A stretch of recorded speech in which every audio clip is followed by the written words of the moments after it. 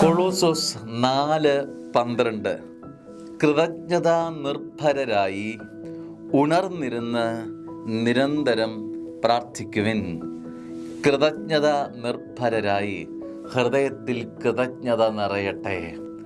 നിന്റെ ഹൃദയത്തിൻ്റെ താളം കൃതജ്ഞതയുടെ താളമാവട്ടെ. നിന്റെ ഹൃദയത്തിൽ നിന്ന് ഉയരുന്ന ശബ്ദത്തിൻ്റെ മാറ്റുലി അത് കൃതജ്ഞതയുടേതായി മാറട്ടെ. ഉണർന്നിരുന്ന് കൃതജ്ഞത നിറച്ച് ഉണർന്നിരുന്ന് നിരന്തരം പ്രാർത്ഥിക്കുവിൻ.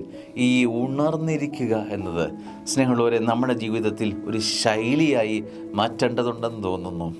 ഈ ഉണർന്നിരുന്ന് ഉറക്കത്തിൻ്റെ മണിക്കൂർ ദൈർഘ്യം വളരെ ഏറുകയാണ്.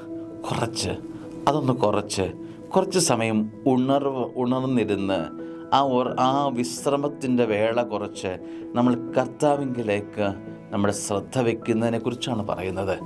കൃതജ്ഞത ഒരുപാടുള്ളവന്, നന്ദി പറയാൻ ഒരുപാടുള്ള ഒരു വ്യക്തി ദൈവത്തിനു മുമ്പിൽ നിരന്തരമിരുന്ന് പ്രാർത്ഥിക്കുന്നതിനെ കുറിച്ച് ഒരു ആവേശം തരുന്ന വചനമാണെന്ന്. സ്നേഹമുള്ള ദൈവവൈദ്യരെ, ഇന്നത്തെ ദിവസം കുറച്ച് സമയം ഒന്ന് ദൈവത്തിനു മുമ്പിൽ നന്ദി പറയാൻ വേണ്ടി ഇരുന്നാലോ? അങ്ങനെ കുറച്ച് സമയം മാറ്റിവെച്ച് മറ്റ് തിരക്കുകൾക്കെല്ലാം ശേഷം സാധാരണ നമ്മളൊക്കെ പ്രാർത്ഥിക്കുന്നത് വരാം.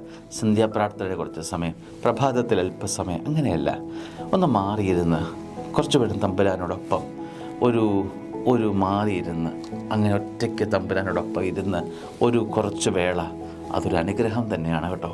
തമ്പുരാനോടൊപ്പം ഒരു കുറച്ച് വേള ഒന്ന് മാറ്റി വയ്ക്കുമ്പോൾ സ്വർഗം ഒരുപാട് നിൻ്റെ അടുത്തിരിക്കുന്നതായി തോന്നും. സ്വർഗത്തോട് സംസാരിക്കണം. അങ്ങനെ ദൈവം നിന്നോട് സംസാരിക്കുമ്പോൾ നിനക്ക് ഒരു കൂട്ടുകാരനെ പോലെ നിന്നോട് ദൈവം സംസാരിക്കുമ്പോൾ നിനക്കും തിരിച്ച് സംസാരിക്കാം. ഇത് തന്നെയാണ് പ്രാർത്ഥന. നിരന്തരം പ്രാർത്ഥനാനുഭവത്തിൽ ദൈവം അനുഗ്രഹിക്കട്ടെ. ആമേൻ.